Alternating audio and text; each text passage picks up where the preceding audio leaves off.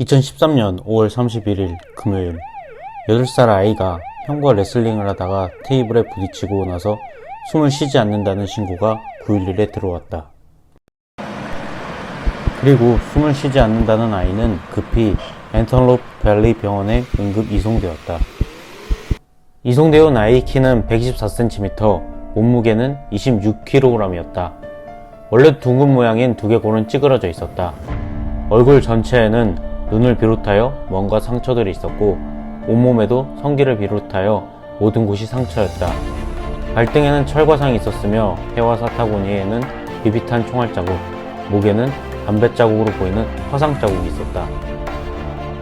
이 아이의 이름은 게이브리얼 페르난데스. 게이브리얼은 태어나 사흘 뒤 삼촌인 마이클과 마이클의 파트너인 데이빗과 지내게 된다.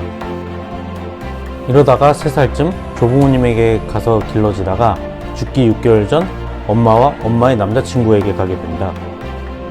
엄마인 펄과 엄마의 남자친구인 이사로우는 왜 이렇게 사랑스러워 보이는 게이브리얼을 때렸을까? 이 두 명은 크게 2가지 이유로 때렸다고 주장을 한다.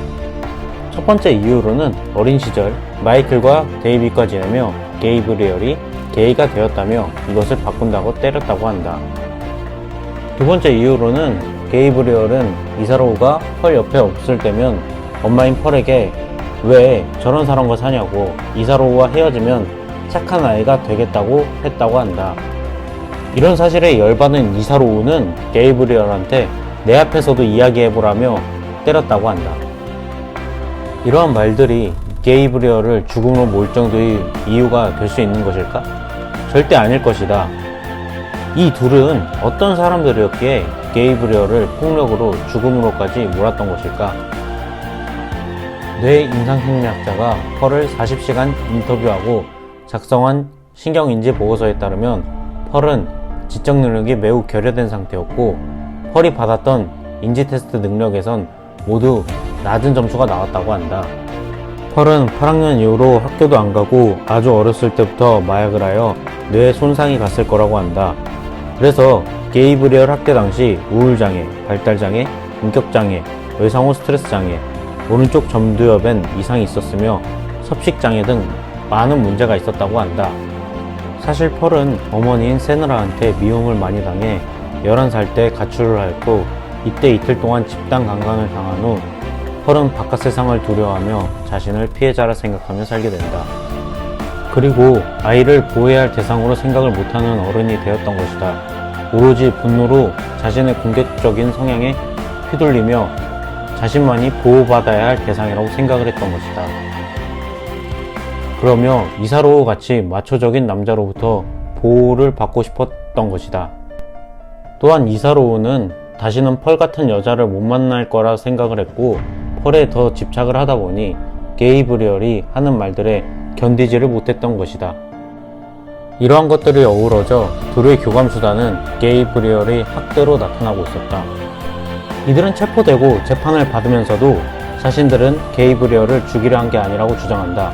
911에 신고를 했고 911에서 시킨 대로 심폐소생술을 했으니 살인의 고의성은 없었다고, 고의성이 있는 살인인 1급 살인이 아닌 우발적으로 살인을 한 2급 살인을 주장한다. 이 사건을 담당한 검사는 유년 시절 분노조절 장애 아버지로부터 학대를 받은 기억이 있는 검사였다. 자신의 유년 시절을 생각하면 게이브리얼의 죽음을 외면할 수 없다며 이 사건을 면밀히 조사하여 게이브리얼이 한순간에 죽은 것이 아니라 8개월간 죽어간 것이라고 주장하였다. 이 주장을 뒷받침하기 위해 검시관들을 증인으로 불렀다. 둔기에 의한 외상으로 생기는 머리 내부의 출혈인 경막 하혈종이 나타났고 사망 원인은 둔기에 의한 외상과 아동 방치의 후유증이었다. 뱃속에는 회색 입자들이 있었다. 현미경으로 이것들을 보고 고양이 화장실 모래를 비교 분석해보니 피고인은 단순히 게이브리얼을 굶긴 게 아니라 고양이 화장실 모래를 먹여 지방층이나 음식물이 아닌 고양이 화장실 모래가 뱃속에 있었던 것이다.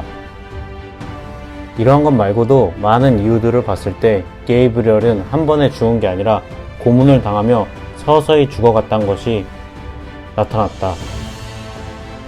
판사는 이사로우와 펄한테 1급 살인으로 각각 사형과 무기징역을 선고하게 된다. 사람들은 말하였다. 정의가 실현되었다고. 그리고 이것이 아동학대를 없앨 수 있는 첫 시작이 될 거라고 말이다. 근데 과연 그랬을까? 여전히 미국에서는 아동학대가 많이 일어났다. 게이브리엘 사건의 가해자들이 처벌을 받았다고 해서 정의인가? 가해자가 처벌을 받은 것만을 정의라고 하기에는 가해자 또한 어느 순간 피해자이기도 하였으며 이때는 세상에서 관심을 주지도 않았다. 물론 피해자라고 하여 무조건 저렇게 학대를 하지는 않지만 말이다. 현 대한민국에도 이와 비슷한 일들이 많이 일어난다. 이런 일들을 애초에 막는 것은 불가능한 것일까?